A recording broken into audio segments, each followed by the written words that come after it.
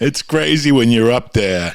Like, you know what the thing was with guys with me and you, and it pisses me off a lot because people don't get it. I hate when people go to me, because I was one of those guys, and it was a big mistake I made. It's like, hey, man, I got 45.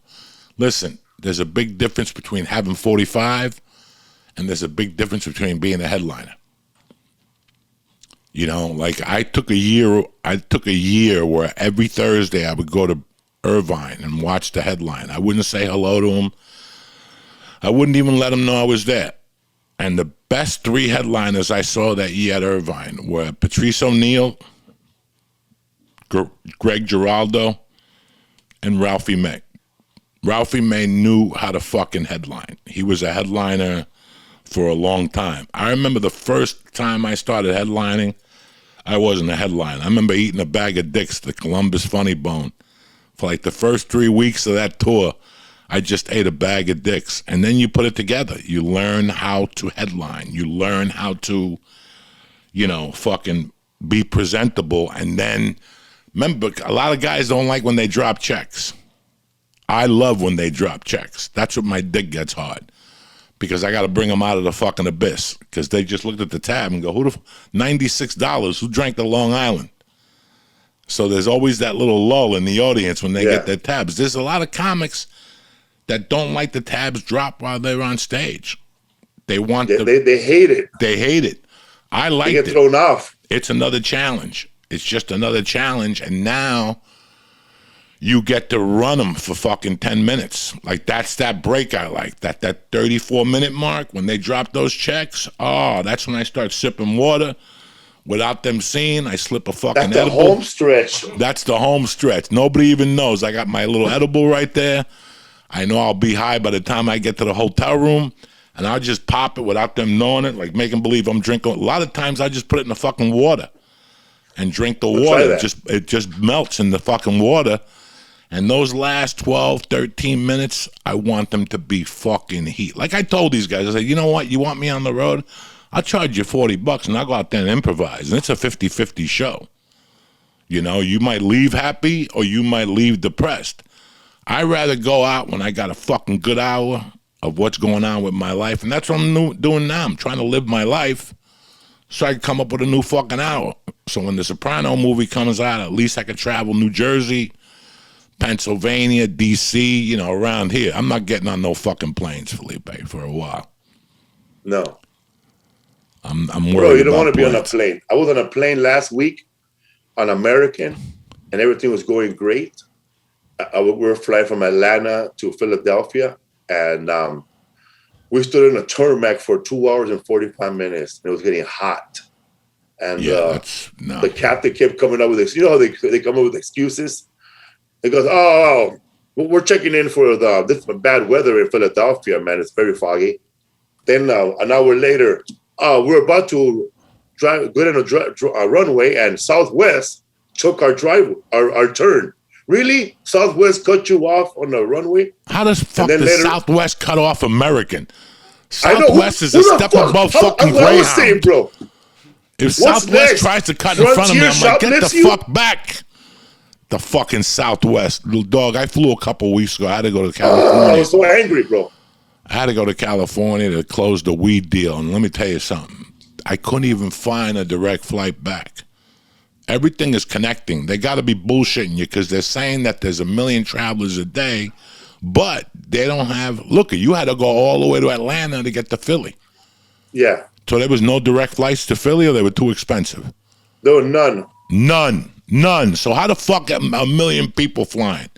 You can't even get to it. Like when I came back, I tried JetBlue from Burbank because they got a Burbank to fucking Kennedy. They shut that line down. There's no more Burbank to fucking Kennedy out of Burbank. So they were there was only 2 direct flights on JetBlue that day. Everything else was connecting. You got to go to Boston, sit for 2 hours until your ass grows roots and your hemorrhoids fucking back up, and then you got to, I'm not doing it. I don't want to lose my luggage. You know, if fucking, there's no employees. Last time I flew somewhere, when I came back, on the way there, I got my luggage quick. But when I got to Newark, I waited a fucking hour for my luggage. So I'm done with that shit. I'll relax this summer, wait for it to get back to normal. People are throwing fits on airlines. They are, man. Every day there's an unruly guy that don't want to fucking put a mask on. You know, fuck that. I'm not going to play karate chop on a fucking plane with nobody, you know. I know, man. When we were traveling, Rachel Wolfson, she was sitting next to this chubby man, you know, real Midwestern man, and his mask he was snoring, and his mask kept coming up when he was snoring, and his mask was full of like his saliva already. It was just coming off and going. And Rachel Wolfson was trying to move seats. They told her no. No, they won't let you move. They won't let you do shit. So, no. You know what, man? It's a little wild out there right now. So I'm pretty cool. I'm worried about you guys going out, but you've been doing this for 30 fucking years. You're a savage, plus you're a tough guy. You'll smack somebody. You got a good crew with you. You got my man Rodrigo. You got Rizzo. You got Rachel. You know, so Rachel, Chuck Bartel. Now we have Gabby Lammy. Okay. We got Butch Escobar too. How's Butch doing? He's good, man. He's living in Berkeley. He's raising his son, you know, with him by himself with his baby mama. They take turns, you know. It's tough, and I know you got your daughter now, and you got your grandchild living with you. So my heart goes out to you. My daughter's going through chemo, so I take her son in the morning. I take him to school, and I bring him back. It's like being a dad again. You enjoying it? Oh, I love it, man. My grandson is 2. He doesn't know how to say grandpa. He just yelled out, "Shisha!" And you know, Joey, man, is like I took my kids to school, but I guess I was never around, you know, with their moms to hear stuff like about my son at school, you know. But man, when you have a grandson or a 2-year-old, my son is in Montessori school, right? Daycare from 7 to 6, but I pick him up at 3. Man, every day they tell you something bad that he did. Like, you know, your son bit like 5 kids today. Or your son put somebody's hair. Finally, like a month later, the teacher came up to me really sad. I thought they were going to kick him. I thought they were going to kick him out of the school already because they already got like 3 warnings. He bites someone else, this 2-year-old is out of the school. So she tells me, a little girl bit your son. And I was like, oh, thank God. My son is getting better. They're biting him now. It's fucking crazy. And your little grandson lives with you?